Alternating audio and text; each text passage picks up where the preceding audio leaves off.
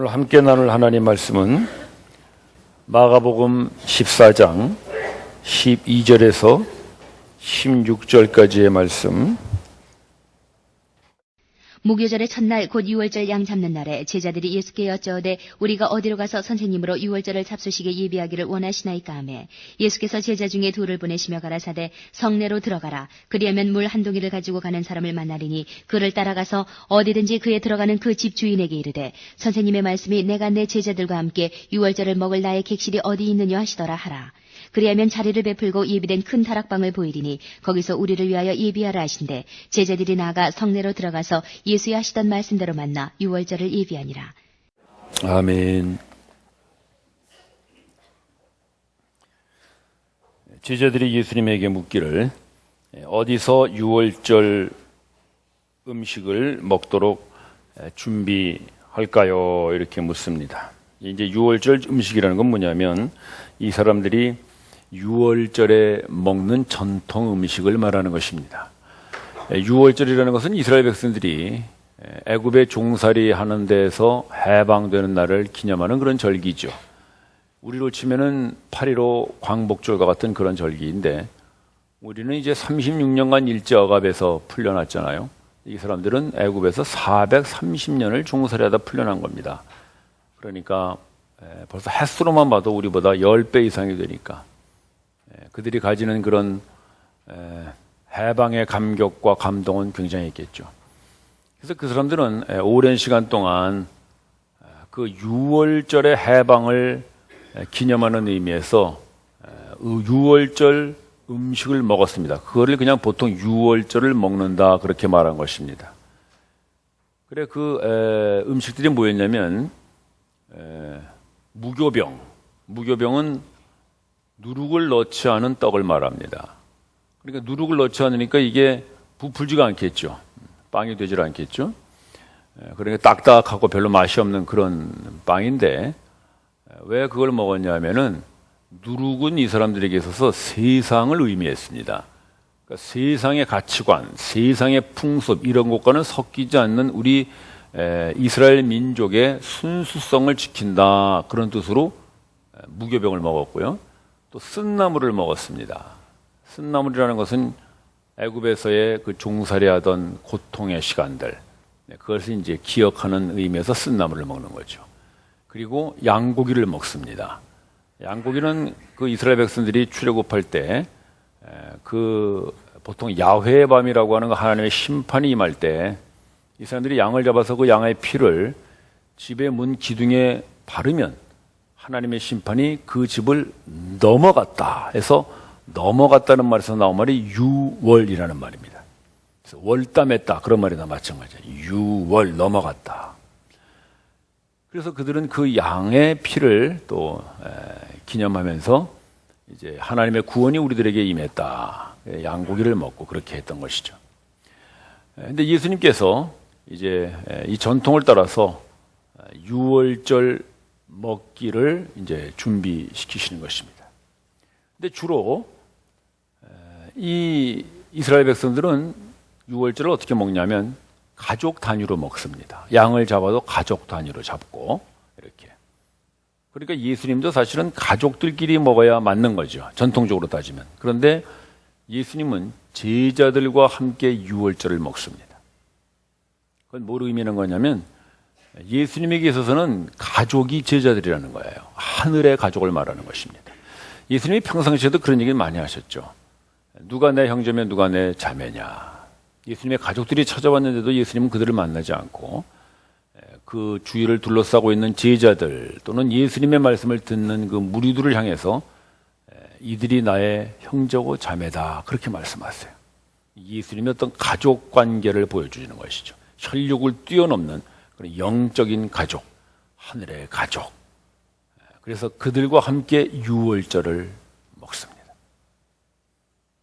그러면서 이제 제자들에게 너희들 저 성내에 들어가서 그 유월절 먹을 장소를 준비하라 그럽니다. 근데 성내라는 것은 예루살렘 성을 말하는데 그 유월절 절기가 되면은 이스라엘 각 그 전국 곳곳에서 절기를 지키려고 예루살렘에 모이니까 예루살렘 성년은 사실 사람들이 굉장히 많이 붐빕니다. 국내뿐만 아니라 해외에서도 보통 디아스포라 유대인이라고 그러죠. 전 세계에 흩어져 있는 이스라엘 사람들이 유월절 절기를 지키려고 고향으로 찾아오는 곳이거든요. 그러니까 예루살렘은 굉장히 복잡한 그런 때입니다. 근데 그런 복잡한 성내에 들어가서 사람을 찾아라 이거예요. 사람을 찾아라. 어떤 사람을 찾냐면 물동이를 지고 가는 사람을 찾아라 그럽니다. 근데 이게 이제 우리말 성경에는 물동이를 지고 가는 사람이 이렇게 되어 있는데 이게 이제 원어 성경에 보면 물동이를 지고 가는 남자 그렇게 되어 있습니다. 영어 성경에도 남자로 되어 있는데 물동이를 지고 가는 남자라는 것은 평범한 그런 모습이 아닙니다. 왜냐하면 그 당시에는 대개 물동이를 여자들이 지고 다녔거든요. 그러니까 예수님께서 제자들에게 성내에 들어가서 사람을 찾게 하시는데 그 사람이 어떤 사람이라는 걸 아주 쉽게 발견할 수 있도록 가르쳐 주시는 거예요. 물동이 지고 가는 남자를 네가 만날 것이다 말씀하시는 것입니다. 그러니까 아무리 성내에 사람이 많아도 물동이 지고 가는 남자는 흔치 않으니까 금방 눈에 띌 수 있는 것이죠. 따라서 예수님은 제자들이 어디서 유월절 먹을 장소를 준비할까요? 라고 물을 때에 이미 예수님은 그들과 함께 유월절 먹을 장소를 준비해 놓고 계셨다는 것입니다. 성내 어딘가에. 그뿐만 아니라 그 장소로 안내해 줄 사람까지도 예수님은 준비해 놓고 계시는 것입니다. 물동이 지고 가는 남자. 사실 하나님께서는 언제나 우리에게 무언가를 지시하시면 우리가 그 지시받은 일을 할 수 있도록 미리 예비하시는 하나님이심을 믿으십시오. 그 일뿐만 아니라 그 일을 이룰 수 있도록 필요한 사람들도 만나게 해주시는 하나님이십니다.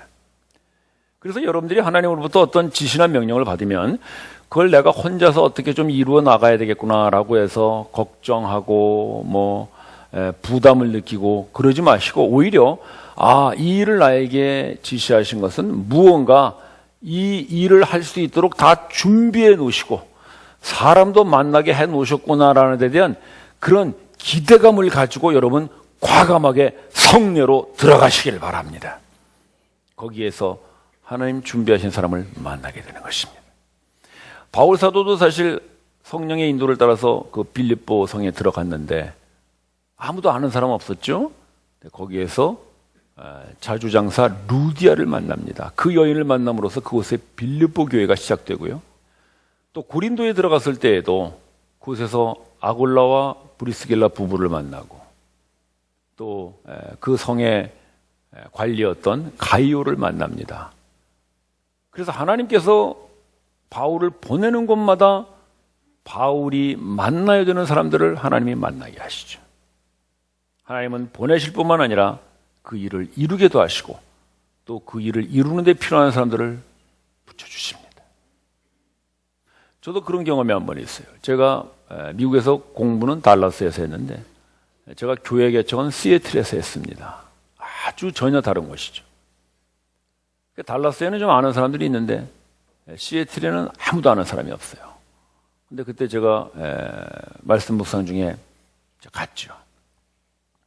그래서 가서 한국말로 전도지를 만들어가지고 에이시안 푸드 파는 그런 곳에 앞에서 동양 사람들만 보면 가서 전도지를 주면서 이렇게 전도를 했는데 한국 사람 만나기도 어려운 그곳에서요. 그 전도지를 들고 밤에 저희 아파트를 찾아온 자매가 한 번 있었어요. 과연 빌립보 성의 루디아 같은 여자였죠. 그 한 분을 만남으로써 그곳에 교회가 세워졌어요.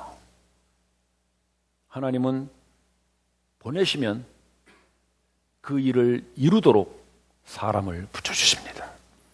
그리고 지시하신 그 일이 이루어지도록 하나님은 미리 준비하십니다. 혹시 지금 여러분들 하나님의 인도를 받고 계신 분들 계시다면 여러분 이미 하나님은 여러분들을 위하여 준비하고 계심을 믿으십시오. 과감히 성내로 들어가면 하나님께서 준비하신 사람을 만나게 될 것입니다. 그래서 이 제자들이 예수님의 말씀을 듣고 성내로 들어가서 과연 말씀하신 대로 물동이 이고 가는 남자를 만납니다. 그리고 그 사람을 따라가요. 그래, 그 집에 가서 예수님이 말씀하라고 한 그대로 말합니다. 선생님이 유월절 잡수실 장소가 어디입니까? 그러니까 그 생판 모르는 그 사람이 준비해 놓은 장소를 알려주는데 그것이 바로 그 유명한 마가의 다락방입니다. 우리가 그 유명한 최후의 만찬 그림 보면 언제나 나오는 다락방이 있죠. 바로 그 다락방입니다. 자, 우리 그 유명한 최후의 만찬, 레오나르도 다빈치의 최후의 만찬! 아, 예, 조금 안 맞았네. 예, 그래도 비슷하게 맞았어요. 예, 바로 저 그림입니다. 바로 저 다락방입니다, 여러분. 다락방이라는 거 우리가 생각하는 그런 조그만 다락방이 아니라 이제 어퍼룸, 2층이란 말이에요. 자, 다락방에 예수님이 이제 12제자와 함께 마지막 유월절 만찬을 하시는 것이죠. 자, 그런데 저 다락방에서 예수님이 드디어 준비된 유월절 만찬을 하시는데 저 식탁을 잘 보면 빵 접시는 있는 것 같아요. 그렇죠? 예. 마음이 청결한 자는 복이 있나니 빵 접시가 보일 것입니다. 아마 무교병이겠죠? 또 쓴 나물 접시도 보이는 것 같습니다. 그런데 아무리 봐도 유월절에 꼭 있어야 할 양이 보이질 않습니다. 양이 없으면 유월절 만찬은 이루어질 수가 없습니다. 예수님은 이 동일한 사건에서 누가복음에 그렇게 말씀하세요. 제자들에게 내가 너희들과 이 유월절 먹기를 원하고 원하였노라. 아주 강조하세요. 제자들과 함께 유월절 먹기를 그렇게 아주 간절히 원하셨다고 말씀하시는 그 예수님이 준비하라고 하신 그 유월절 만찬에 가장 중요한 양이 보이질 않아요. 저 그림으로 보면 예수님의 유월절 만찬은 허사예요. 양이 없는 유월절 만찬은 제대로 절기를 지킨 것이 아닙니다. 양이 없으면 그 백성들이 출애굽할 수 없었던 것 같이 양이 없는 유월절 식사는 헛것입니다. 제자들은 예수님에게 유월절 먹을 장소를 물었어요. 선생님, 어디에서 준비할까요? 그들은 유월절 먹을 장소는 물었지만 정말 물어야 할 양은 어디서 준비할까요를 묻지 않습니다. 그게 어쩌면 우리들의 신앙이 아닌가 싶습니다. 우리는 예수님과 함께 교제하고 예수님을 섬기고 예수님을 예배하는 그런 장소는 우리가 묻고 꾸밉니다. 예배당도 이렇게 짓고요, 단장도 하고요. 네. 또 어제 토요일인데 우리 많은 형제자매님들 오셔서 예배당 청소를 깨끗하게 해주셔서 아주 좋습니다. 또 순장님들도 사랑방 하면은 집에 좀 청소하시죠? 청소도 하시고 또 뭐 간식도 준비하시고 장소 준비를 잘합니다. 교회학교 선생님들도 애들 맞이하려면 벽에다가 이쁜 그림도 붙이고 뭐 이렇게 글씨도 붙이고 그런 걸 잘 꾸미죠. 아주 중요한 것이죠. 우리도 예배를 위하여 뭐 성가대도 준비하고 또 봉사위원들도 준비하고 많은 분들이 이렇게 다 꾸며서 우리는 예배를 준비합니다. 예수님을 예배하고 예수님의 말씀을 나누는 장소는 우리가 언제나 묻고 깨끗하게 준비합니다. 중요하죠. 장소 중요합니다. 우리는 제자들과 같이 무교병은 준비를 잘할지 모르겠어요. 무교병이라는 것은 누룩이 없는 떡이라고 그랬잖아요. 그러니까 누룩이 없다는 것은 세상의 가치관, 세상의 풍습 이런 게 없다는 거거든요. 그러니까 순수한 거예요. 그러니까 우리는 절제하고요. 또 우리는 그리스도인으로서 금식도 하고요. 또 우리의 모든 생활 전반적인 면에서 세상과 섞이지 않으려고 그렇게 하면서 합니다. 중요하죠. 무교병은 우리가 준비할 수 있습니다. 쓴나물도 할 수 있습니다. 우리가 죄와 사망의 그 억압 아래에 있었던 때를 잊지 않고 우리가 언제나 죄인임을 기억하며 하나님 앞에 회개하고 돌이키고 우리의 마음을 새롭게 하는 그런 우리의 결단과 각오들, 헌신들 대단히 중요하죠.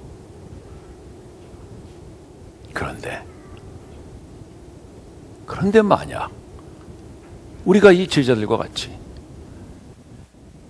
선생님 함께 유월절을 먹을 장소를 어디에 준비할까요? 라는 질문은 하지만 그 유월절에 가장 중요한 양이 어디 있습니까를 묻지 않는다면 우리의 신앙생활은 헛것입니다. 마치 유월절에 양이 빠지면 헛것인 것 같이 우리가 아무리 좋은 장소를 준비하고 우리가 아무리 무교본과 쓴나물과 같은 우리 자신을 회개하고 우리가 이 세상의 가치관이 흔들리지 않도록 아무리 우리 스스로가 붙들어 맨다고 할지라도 그 유월절에 양이 없듯 우리의 신앙생활에 그 어린 양이 없다면 우리는 마치 양 없는 유월절을 치르듯이 우리의 신앙생활은 헛것이 되고 마는 것입니다. 따라서 형제자매 여러분, 우리는 하나님께 장소보다 다른 것보다 양이 어디 있습니까를 물어야 합니다. 양이 어디 있습니까? 유월절을 먹을 수 있는 그 유월절의 중심되는 양이 어디 있습니까? 이 질문을 최초로 한 사람이 아브라함의 아들 이삭입니다. 아브라함과 이삭이 산에 번제드리러 올라갔죠.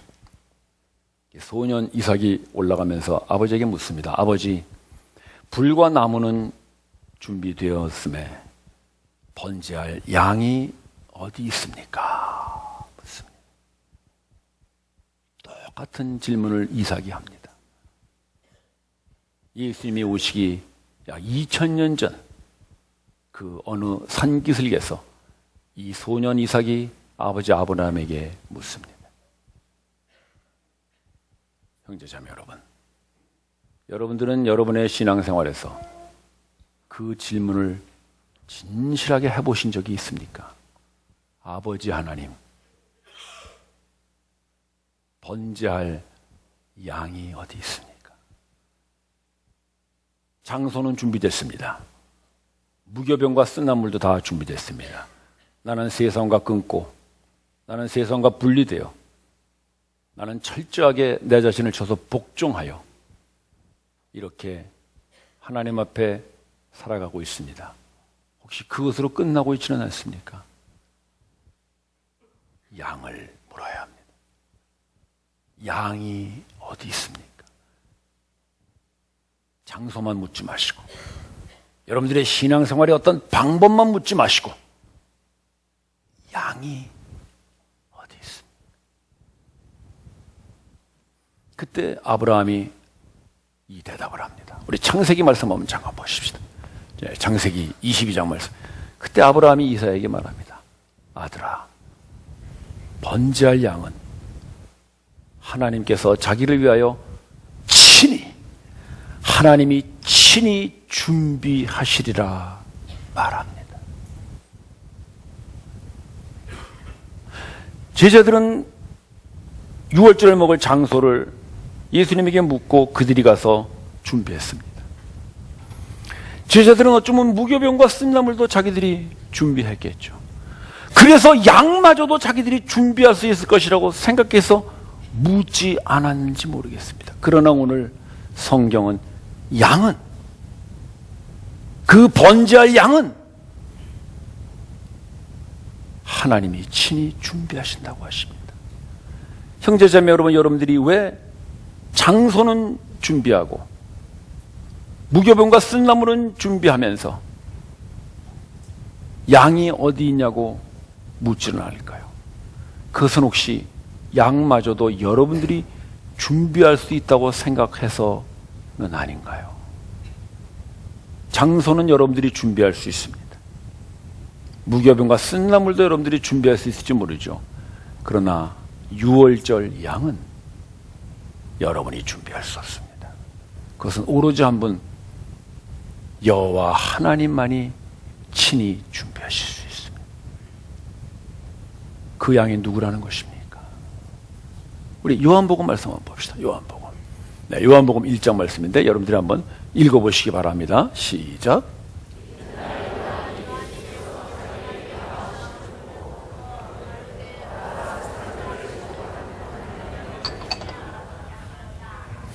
예수님이 세례 요한에게 세례를 받아 나오실 때 요한이 선포한 말입니다. 보라, 세상 죄를 지고 가는 어린 양이로다.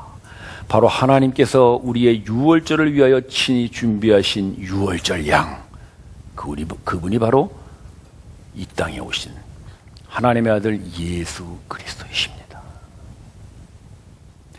따라서 여러분들의 신앙과 여러분들의 구원에서 아무리 좋은 장소를 준비하고 아무리 무교병과 쓴나물로 여러분을 잘 단장했다고 할지라도 어린 양 되신 예수 그리스도가 없다면 여러분의 유월절은 완성되지 않습니다. 여러분들의 구원은 결코 이루어지지 않을 것입니다. 양이 있어야 합니다. 바로 우리의 어린 양 되신 예수 그리스도가 있어야 합니다. 우리는 끊임없이 그걸 물어야 하는 것입니다. 하나님 앞에 나에게 양이 어디 있습니까? 그 어린 양 되신 예수 그리스도가 내 인생에, 내 신앙에, 내 구원에 어디에 있습니까? 이것이 우리 평생에 하나님을 향한 기도가 되기를 바랍니다. 그래서 예수님이 제자들과 그렇게 유월절 먹기를 원하고 원하셨다고 하는 것입니다. 왜요? 왜 그렇게 제자들과 유월절 먹기를 원하고 원하셨는가? 우리 그림 한번 다시 볼까요? 우리 다빈치의 그림을 다시 한번. 네. 자, 여러분.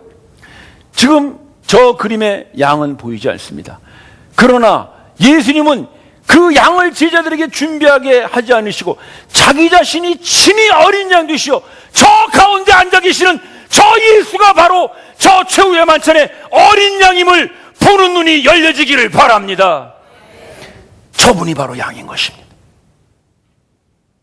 무교병과 쓴나물은 제자들이 준비할 수 있지만 양은 하나님이 친히 준비하십니다. 그래서 예수님께서는 저 최후의 만찬을 통해서 바로 자기 자신이 유월절의 어린 양임을 제자들에게 보여주시고 자기 자신의 살과 피를 그 제자들에게 그 유월절의 어린 양으로 먹이고자 너희들과 이 유월절 먹기를 원하고 원하였다고 예수님이 말씀하시는 것입니다. 따라서 다빈치의 더 최후의 만찬은 단순히 예수님과 제자들이 먹는 하나의 저녁 식사가 아니라 우리는 저기에서 유월절의 어린 양을 보아야 합니다. 성령님께서 우리에게 계시의 눈을 뜨게 해주셔서 저 그림에서 바로 그 양 되신 그분이 가운데 앉아서 자기의 살과 피를 논아주는 그 어린 양을 발견하는 우리 모두가 되기를 바랍니다. 유월절입니다. 따라서 저 최후의 만찬은 완성된 것입니다. 그분이 완전한 어린 양으로 저 가운데 계셔서 드디어 그분의 살과 피를 그 양고기로 주듯 그들에게 주었으므로 예수님의 저 성만찬은 완벽한 유월절의 완성인 것입니다. 우리는 너무나 자주 예수를 믿는다는 것을 예수를 섬기는 것으로만 생각합니다. 우리는 예수를 믿는다는 것을 단순히 예수를 따르는 것으로만 생각합니다. 물론 중요하죠. 우리의 스승이요 우리의 선생입니다. 섬기고 따라야죠. 그러나 더 중요한 것을 잊지 마십시오. 그분은 우리에게 섬김을 받으러 오신 분이 아니라 우리를 섬기러 오신 분이십니다. 그분은 그저 우리를 말로 섬기는 분이 아니라 자기의 살을 우리에게 주시고 자기의 피를 우리에게 주시는 그것으로 우리의 어린 양이 되어 우리를 섬기러 오신 바로 어린 양 예수 그리스도이십니다. 따라서 따르는 것으로는 안 됩니다. 섬기는 것으로는 안 됩니다. 그를 어린 양으로 먹어야 합니다. 그를 어린 양으로 받아 먹어야 합니다. 형제자매 여러분, 여러분들의 신앙은 혹시 예수를 따르고 배우고만 있지는 않습니까? 그러면 유월절이 완성되지 않습니다. 그 예수를 여러분들의 어린 양으로 먹으십시오. 그의 피를 여러분들의 어린 양의 생명으로 마십시오.